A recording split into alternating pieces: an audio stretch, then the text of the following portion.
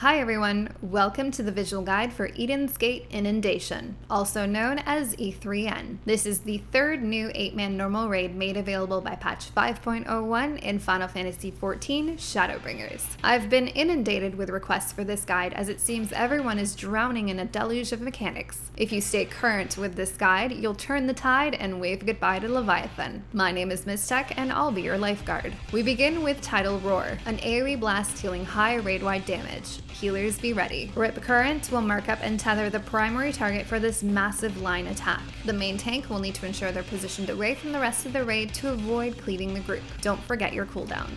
Temporary Current will have one of Leviathan's heads blast across the platform. This is a pretty massive attack, and 2 safe zones in each corner of the platform will form. All players will need to move to these spots as quickly as possible. Drenching Pulse will first form a number of AoE circles on the platform underneath players. Immediately after, each player will be marked up for another blast. The group will need to spread apart to avoid overlapping damage on one another. The next Temporary Current will blast across the platform from the opposite side. Make sure you make your way to safety immediately. Another Tidal Roar to heal through, and then Tidal Wave will spawn a large water spout on either the east or the west of the platform. This water spout will soon knock back all players a set distance away from it. To avoid getting knocked off the platform, all players should move to the same side that the water spout is on. When the boss casts Undersea Quake, players will need to pay close attention to the position of the heads. This first cast has each head spread to the outer edges of the platform. All players will need to move into the middle to avoid death. Once the cast goes off, the platform edges will be destroyed and you'll have a little bit less room to work with. Crashing Pulse will first place AoE circles underneath players and then target a player with the stack up marker. Dodge those ground AoEs and then stack up with the affected player to share the damage. Heal through another Tidal Roar and quickly reposition to safety for the next Temporary Current. At this point, the platform will reform.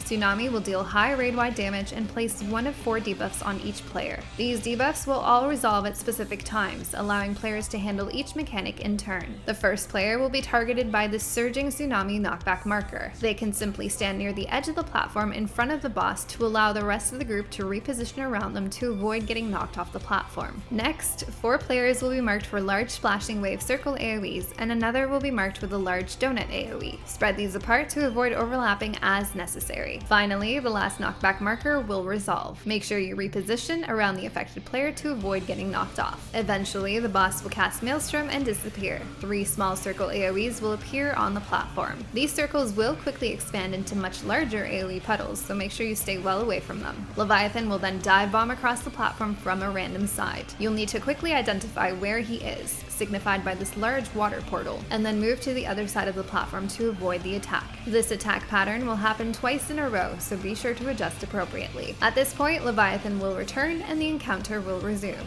All mechanics will repeat until the next Undersea Quake cast. This time, you'll notice that both heads are in the middle of the platform, and players will need to move either to the east or the west edge of the platform to avoid death. With the platform split like this, you'll find you have very little room to dodge and spread for the incoming AoE circle attacks, so watch your step. Dodge 2 Temporary Currents in a row, and the platform will then be reformed. At this point, you'll notice that the mechanics will begin to repeat, and each one is handled in the same manner until the boss is down. One thing to note is that after the next Undersea Quake, the boss will immediately cast Tsunami, and all players will need to deal with the 4 types of debuffs on the smaller platform size. Since there is far less room to handle everything, players will have to be very careful with their positioning, especially during the 2 knockback mechanics. Be sure to stack with the affected player for smothering Tsunami before spreading around the platform with the circle AoEs. If you have any questions or comments, please let me know. Up next, we're heading to Eden's Gate Sepulchre. As always, thanks for watching. Till next time.